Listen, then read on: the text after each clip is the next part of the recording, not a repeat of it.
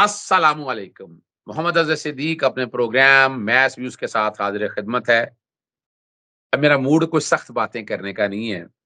ईद की खुशियाँ हैं, दोबाला कर रहे हैं। मैंने यहाँ मैनचेस्टर में ईद अदा की, बड़ा रश देखा, बड़ा प्यार देखा ओवरसीज़ पाकिस्तानियों के साथ, घुल-मिल गए और पाकिस्तान तो फिर याद आता है ना जी, बड़ा मुश्किल काम है, पाकिस्तान से दूर रहना और आज ख़ास तौर पर इस दिन पे तो मेरा ख़्याल है, अगर मैंने कोई ईद गुज़ारी है बच्चों के बगैर मैंने नहीं गुज़ारी। मैं अगर दुबई भी हूँ, ब बच्चों के साथ ईद गुज़ारी, ये ग़ालिबन पहली ईद होगी, जो मैं बच्चों से दूर हूँ। अच्छा, इसमें ये नहीं है यार, ना कोई परेशानी है, ना कोई दुःख है। दुःख तो होता है, जब अपनों से दूर हूँ।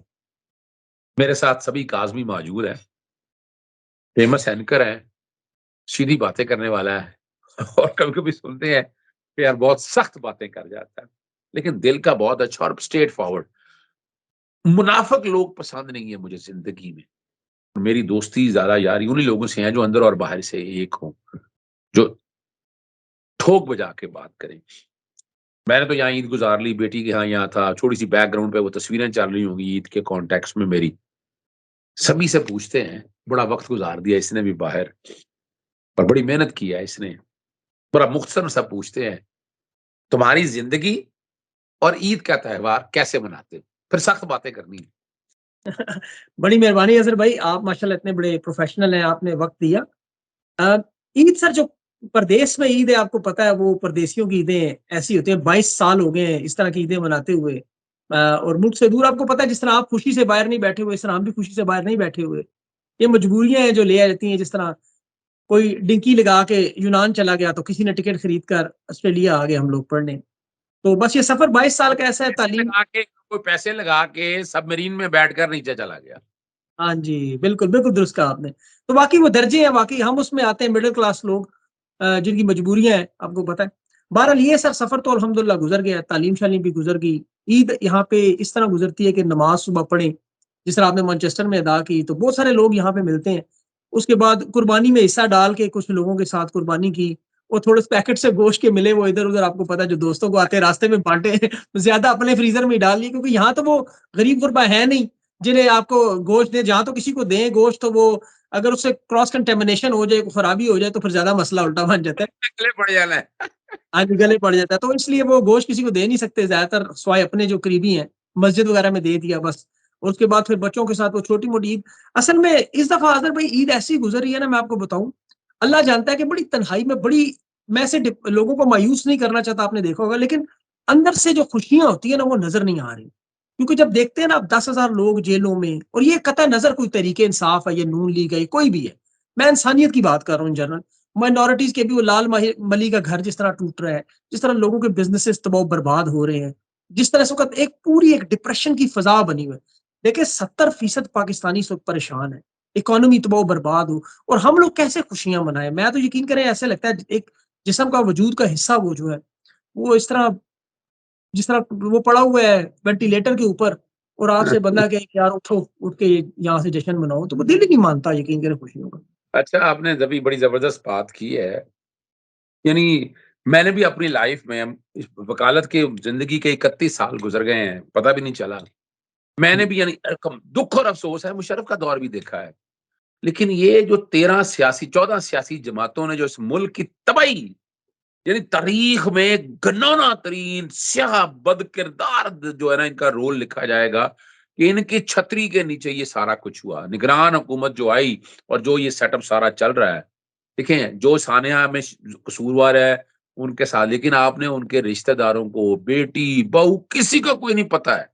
किसी को बिल्कुल, कोई नहीं पता और जिस तरह लेकर जाना, फिर जिस तरह ज़लील और ख़वार किया आपने और बड़ी तकलीफ हुई व यानी तकलीफ वकीलों को उठा लिया गया यार।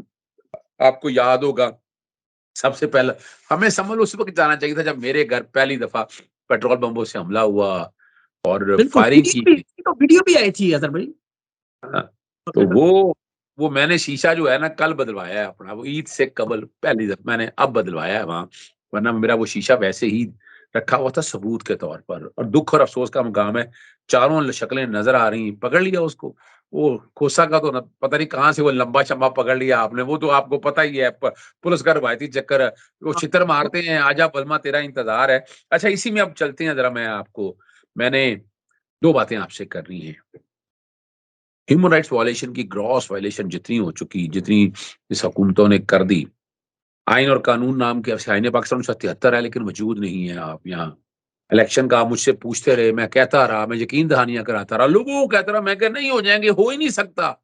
लेकिन मेरे मेरे मफरूजे मैं मफरूजे नहीं, मैं हकायक गलत साबित हुए ना। किसी ने यानी अदालती हुक्म देते रहे, यानी क्या होता रहा, डिटेंशन ऑर्डर आए, एक वहां से रिहा किया, दूसरी जगह से डिटेंशन ऑर्डर आ गए, वहां से रिहा किया, एक एफआईआर, उसे रिहा किया, दूसरी एफआईआर।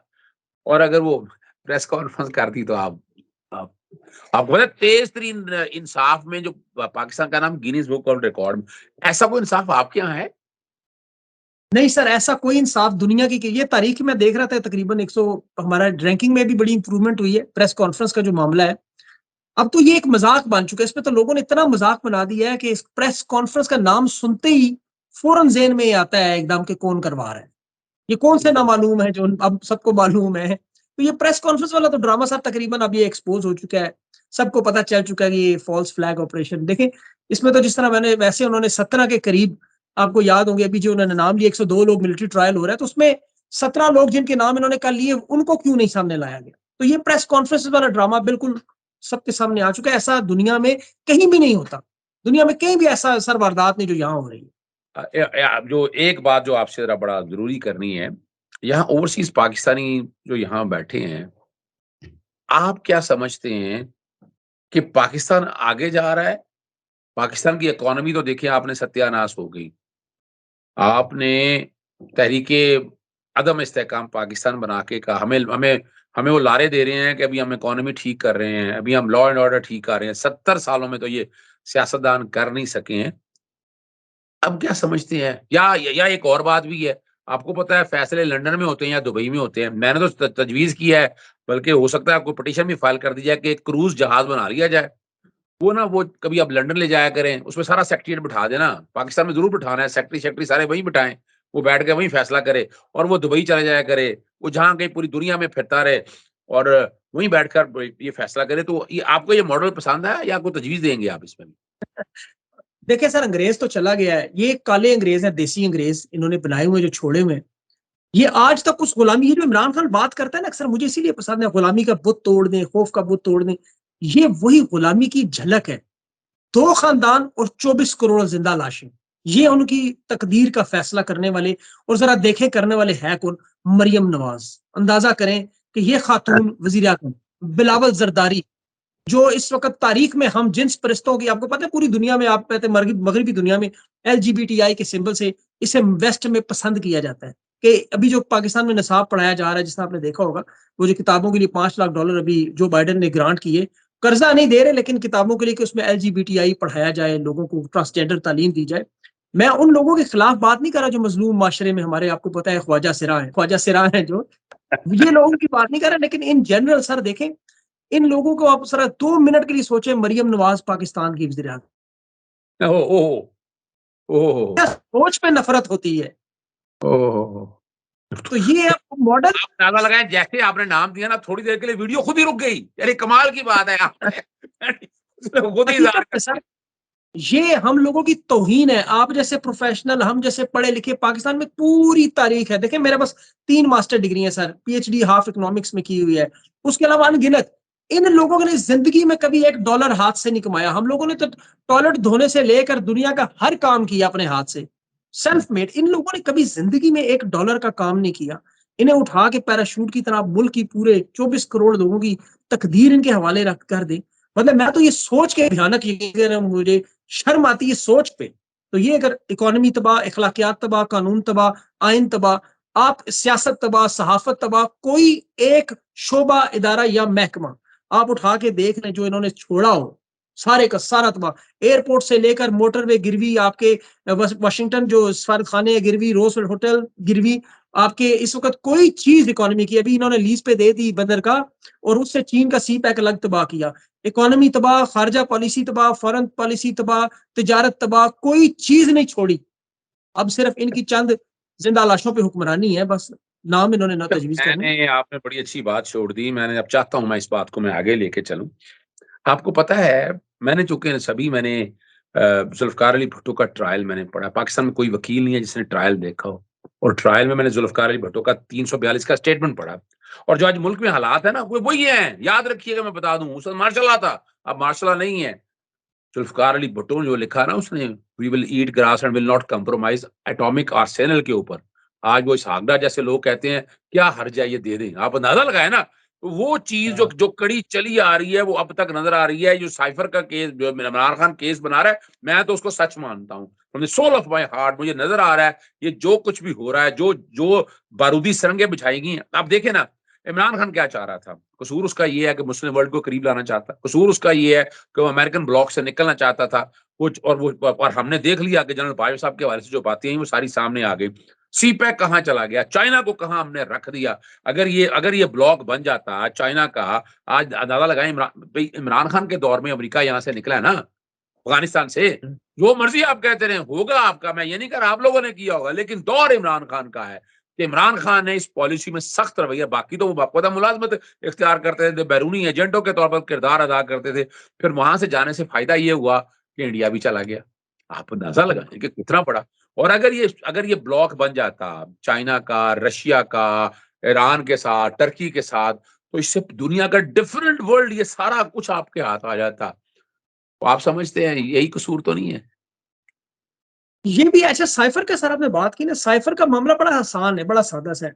आप ये सोचिए ना किसी को आप गिरबान से पकड़ें, उसकी शलवार उतारें, उसकी कमीज़ उतार के उसके माथे पे बाँध दें और उसे पीछे से 2 लातें मारें और वो ना बोले आगे से। माज़ी में होता रहा।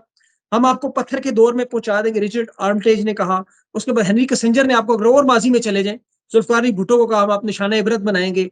ये सब लोग बर्दाश्त करते रहे, ये चुप कर गए। इमरान खान का सिर्फ़ कसूर ये है कि वो बर्दाश्त नहीं कर वो अवाम के सामने ले आए कि देखो ये मुझे डिक्टेशन दे रहे हैं और ये मुझे हटाने की कोशिश कर रहे हैं। साइफ़र तो आते रहे, लेकिन ये खड़ा हो गया। वो साइफ़र लेके खामोश होके क्योंकि वो बुज़दिल थे, बदकिरदार थे, बदबूदार थे, वो लोग खामोश होके चुप करके निकल गए। उन्हें इक़्तिदार बचाना था अपना और बच्चों का। खान के पास खोने को कुछ नहीं है, he is got nothing to lose. तो उसने वो सारा सामने रख दिया अवाम के। उस वजह से लोगों ने उसका बयानिया माना कि लोगों को पता है साइफ़र है। अब जो ब्लॉक पॉलिटिक्स है देखें उसमें बड़ी इंपॉर्टेंट चीज़ है सबसे पाकिस्तान की ज्योग्राफिया जो इन्होंने जिस तरह की हमारी आपको पता है लोकेशन वाइज़ है, हमारे इधर चीन, ईरान, हिंदुस्तान, हम उसके बीच में घिरे हुए हैं। कुदरती तौर पर हम इसे खुशकिस्मती कह लें या बदकिस्मती कह लें, हम उस खित्ते में आ गए। फिर ऊपर से एटम हमारे पास आ चुका है। अब जो एटम हमारे पास आ चुका है, इसकी तो हालत ऐसी है कि मेरे पास खाने को कुछ नहीं, घर में कुछ नहीं, लेकिन बंदूक मेरी बड़ी शानदार है। अब मुझे समझ नहीं आती मैं इस बंदूक का करूँ क्या? बजाए ये बंदूक मेरी हिफाज़त करे, मुझे इस बंदूक की हिफाज़त करनी पड़ रही है। वो 256 बने हुए इसहाक डार तो कह रहा है इन्होंने वो लाल टोपी वाले साहब हैं, वो ज़ैद अहमद उसके थ्रू ये पैगाम भी भिजवाया कि 5-5 अरब का या 25-25 अरब का बेचते हैं सऊदी अरब इन सब लोगों को, तो इतने पैसे आ जाए इकोनॉमी चलेगी। तो ब्लॉक पॉलिटिक्स में सर पाकिस्तान का बड़ा अहम रोल था, लेकिन अब वो बड़ा माइनर होता जा रहा है, क्योंकि सऊदी अरब और ईरान की जो ही आपस में जो इनकी इत्तेहाद हुआ, जो कि सेंचुरी की सबसे बड़ी बात थी, लेकिन मगरबी मीडिया ने उसे आने नहीं दिया। मुसलमान दुनिया में इकट्ठे हुए। आपको पता है फ़िरकावारियत का जो फैक्ट्रियाँ वो बंद हो गई पाकिस्तान में। हाँ जी, अब बिल्कुल। ईरान और ये बहुत सऊदी बड़ा अरब काम बहुत बड़ा काम। जी, तो वो बहुत बड़ा एक पूरी दुनिया में इस्लाम का मार्का हुआ, उसमें लेकिन पाकिस्तान की पोज़ीशन बड़ी कमज़ोर हो गई। पहले इन्हें चाहिए होते थे, आपको पता है, सऊदी अरब को भी चाहिए होते थे, ईरान को भी चाहिए होते थे, जिसकी ज़रूरत पड़ी वो इस्तेमाल कर लिए। अब दोनों को ज़रूरत नहीं है, तो अब वो जो इतने ज़्यादा तैयार किए थे, वो किधर जाएँगे? उनका क्या मतलब काम होगा? उन्हें वो फैक्ट्री कैसे चलेगी? उसे कहीं न कहीं इस्तेमाल करना है, पैसे नहीं आने। वो जिस तरह आपको याद होगा, एक मैंने वाक़या एक दफ़ा व्लॉग में बताया था, कि बस किसी इलाके में गिरती थी, तो लोग दुआ करते थे, अल्लाह करे यहाँ कोई लोग गिरें, ताकि हम उनका सामान लूटें, हम उनकी चीज़ें लूटें। तो ये वारदात वही करते रहे हमेशा कि कोई न कहीं जंग लगी जाए, हम वहाँ भेज के वहाँ से कुछ माल लेने को आपको पता है कतर जो फीफा सिक्योरिटी हुई, उसके डॉलर्स स्टेट बैंक की उसमें बैलेंस शीट में नहीं है वो पैसे कहाँ गए? किसी को कोई पता नहीं। तो ये सिर्फ ब्लॉक पॉलिटिक्स में हमने माल बनाया, हमने अपनी अहमियत नहीं बनाई, जिसको हमें चाहिए था कि हमें इस अलायंस में रशिया देखें, रूस है उसमें, ईरान है, सऊदी अरब है, तुर्की है, चीन है। ये एक बड़े स्ट्रॉन्ग मुल्क थे जिनके साथ हमारे मफादात जुड़े हुए थे। लेकिन वही गलती जिस तरह लियाकत अली खान बजाए सऊदी अरब उस वक़्त सॉरी अमेरिका जाने के हाँ, रूस का वो आपको पता है उस दौर में जो मामला हुआ अमेरिका भागे, तो उसके बाद और फिर लियाकत हम अली लोगों का ने हाल हमने देख खान लिया, कहा लियाकत अली का फिर उसके बाद हाल देख लिया हमने। हाल देख लें बिल्कुल। और उन्होंने सर छोड़ा किसी को भी नहीं। जिस बंदे ने भी इस ब्लॉक पॉलिटिक्स में पहले पेट्रो डॉलर को छेड़ने की कोशिश की या उस ब्लॉक पॉलिटिक्स का हिस्सा बने, अब ब्रिक्स में आप देखें 43 ममालिक शामिल हो चुके हैं। 43 ममालिक, ये बहुत बड़ी अचीवमेंट है इस ब्लॉक इसकी। लेकिन पाकिस्तान अब ना 3 में ना 13 में चला गया। समझ नहीं आ रही अब ये अच्छा, अमेरिका भी नहीं मान रहा है, ये भी नहीं मान रहे। आपने बड़ी बड़ी जबरदस्त बात की सभी। मैं चूंकि अब आपने बात छेड़ दी तो मैं अक्सर वो जिक्र करता होता हूँ। मेरा ट्वीट है, मेरी याद है, मेरी इमरान खान से तक मैंने ये बात पहुंचाई। इमरान खान चाहता तो इनकी तरह सियासत में दिया पाचा कर सकता था। सच बता रहा हूँ आपको। ये बिल्कुल। मैं चूंकि मार्च में मेरा प्राइम मिनिस्टर ऑफिस बड़ा आना जाना था। 27 मार्च को मैंने ट्वीट किया था कि इमरान खान छक्का मारने के लिए तैयार, अपोजिशन कैंपों में परेशानी। सुने आप ध्यान से, तहरीके अदम एतमाद कौमी असेंबली में पेश नहीं सिर्फ एजेंडे का हिस्सा है, इसलिए कौमी असेंबली तहलील हो सकती है। 28 तारीख को पेश हुआ था, 28 मार्च को। ये 6:42 का ट्वीट है। बैकग्राउंड पे मेरा ये चल रहा है। मैं सोशल मीडिया टीम को कह दिया कि वो बैकग्राउंड पे चलाएगा। अब आगे सुन लीजिएगा। वगरना तहरीके अदम एतमाद में सुकम है, कानून के खिलाफ है, स्पीकर रूलिंग से मुस्तरद कर दी और असेंबलियां तहलील। 3 अप्रैल को यही हुआ जो मैंने कहा। मैं जो अदब लेकिन देखिए, अगर इमरान खान 27 तारीख को असेंबलियां तहलील कर देते तो मसला खत्म हो गया था। खत्म लेकिन हो उसने गया बिल्कुल। 27 तारीख को साइफर आके कौम के सामने रखा, बताया। और ये है लीडर की निशानियां कि लीडर एक देखें, लोग हमें कहते हैं कि तुम जो भाई हमने एक वक्त गुजार लिया है। हमारे जैसे जितने हैं, वो हम जितने लोग हैं, शामिल हैं आप भी उसमें। आप वो चाहे अरशद शरीफ है, इमरान रियाज ले लें, समी इब्राहिम, औरिया मकबूल जान, आफ्ताब इकबाल, डॉक्टर मईद पिरज़ादा, साबिर शाकर, जितने भी हैं वो सारे ले लें कि जो जो हमारे थे वो अपने ना रहे, जो हमारे थे वो अपने ना रहे, और जो कभी अपने ही नहीं थे वो अपने कैसे हो सकते हैं? ये सोचने की बातें हैं। ये वो सारे हैं जो रिकॉर्ड के ऊपर चीजें इमरान चाहता। चलो आखिर में आप पाकिस्तान का फ्यूचर क्या, ऐसा एक मैं चलो शॉर्ट में वो 1 मिनट के लिए सिर्फ, चले आप पहले बात कर लें, फिर मैं बात कंक्लूड करूंगा। जी। पाकिस्तान का फ्यूचर देखें, ये लोग शुरू से हमें जो मुताला पाकिस्तान में गोलियां देते रहे ना, जो हम पढ़ते रहे कि जी पाकिस्तान अल्लाह के राजों में से एक राज है, ये नूर है, ये सारी चीजें मैंने इस पर बड़ी स्टडी की है। अगर ऐसा मामला होता तो बांग्लादेश हमसे अलग होता। जब तक हजरत अली का इरशाद है, देखें जिस कौम में इंसाफ ना हो, और आपका ताल्लुक तो इंसाफ से है, कि या कुफ्र का निजाम चल सकता है, जुल्म का नहीं। आज हम जिस मुल्क में आप बैठे हैं, मैं बैठे हैं, वहां ये क्या अल्लाह के नूरों में से नूर नहीं है ये? यहाँ तो इस्लाम भी नहीं है, लेकिन ये लोग क्यों है? सिर्फ और सिर्फ अदल और इंसाफ। और ये कुफ्र पे हैं लेकिन ये कामयाब है। हम लोग मुसलमान बहुत है, इस्लाम नहीं है। जिस दिन तक सर हमारे पूरे इस निजाम का हिस्सा अवाम के अंदर, ये जो जिन्हें 24 करोड़ लोग कहते हैं ना, 24 करोड़ लाशें ने कहा जा रहा है, मोहित पिरजादा साहब की ट्वीट थी। लेकिन उन लोगों को होश नहीं आता कि 3 तरह के तबकात है सर इस वक़्त। जो गरीब है, वो रोज़ी-रोटी के अलावा कुछ सोचता नहीं। जो मिडल क्लास तबका है, उसे परेशानियों से फ़िक्र ही नहीं। और जो अमीर लोग हैं, उनके पास टाइम ही नहीं है। तो जब तक ये तीनों तबकात समझेंगे नहीं कि यार ये पाकिस्तान की बका है, हो सकता है मेरी और आपकी नस्ल में और हमारे बाद की नस्ल ये तब्दीली ना देखे, लेकिन इमरान खान ने जो काम कर दिया है, उसने ये किया कि आप रेडी वाले से की रोक के पाकिस्तान में पूछें। और मैंने यकीन करें बड़े रोड शोज़ पाकिस्तान में किए हैं, हर शहर में। बड़े धक्के खाए हर एक बंदे से। तो रेडी वाले से लेकर एक हजाम की दुकान पर आप बैठ के लोगों से पूछें, तो वो वही बातें जानते हैं जो मैं और आप जानते हैं सारे। सब लोग उस नुक्ते पर आ चुके हैं, और ये जो शऊर की दौलत है, अब इसको सिर्फ दूसरी नस्ल में और तीसरी नस्ल में ट्रांसफर करना है। उस वक़्त तक हमें तकलीफ़ें, परेशानियाँ देखनी होंगी। उसके बाद इंशाल्लाह मुस्तकबिल बनना शुरू होगा। जिस तरह वो बांग्लादेश में उन्होंने कहा था ना कि एक खास नस्ल थी हमारी, इसके बाद हमने तरक्की शुरू की। तो हमारी भी एक वो खास नस्ल जब तक रुकेगी नहीं, उसके बाद हमारी इंशाल्लाह तरक्की शुरू होगी। नहीं जी, हैप्पी एंडिंग पे बड़ी जबरदस्त बातें आपने कह दी हैं।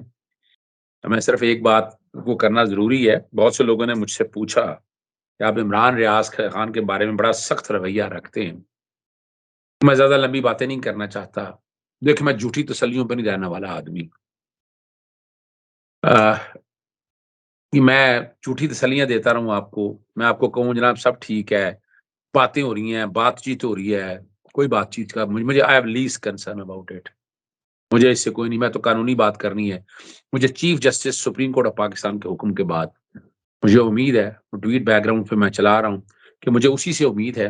वरना ये कहा जाए, और कमाल की बात है, हम वफाकी हुकूमत से और सूबाई निगरान हुकूमत से बात कर रहे हैं, हम बता रहे हैं कि बड़ा जबरदस्त है। ओ भाई, क्या जबरदस्त है? कोई जबरदस्त जबरदस्त नहीं है। अपना वो अपना सर वो तो क्या कह रहे हैं सभी? वो तो सर खुद गैर कानूनी हुकूमत है जो सूबाई हुकूमत है, निगरान। बड़ी जबरदस्त बात आपने कर दी। चले इसी एंड के साथ व्यवस्था रहे शजर से उम्मीद बाहर रख। इमरान अगर वो बिकने वाला होता, झुकने वाला होता ना इमरान रियाज, तो हो जाता। और अगर जो हमसे बातें, जो हमारे लोगों से बातें भी कर रहे हैं, जिन्होंने आज छोड़ना है, कल छोड़ना है, छोड़ क्यों नहीं देते? ये 40 दिन से जो लॉलीपॉप चल रहा है, इसे मिलना क्या है? चलें छोड़ें इस बातों को, फिर कहेंगे मैं कुछ सख्त बातें करता हूँ। इजाज़त चाहता हूँ। अस्सलाम वालेकुम, अल्लाह हाफ़िज़। पाकिस्तान ज़िंदाबाद।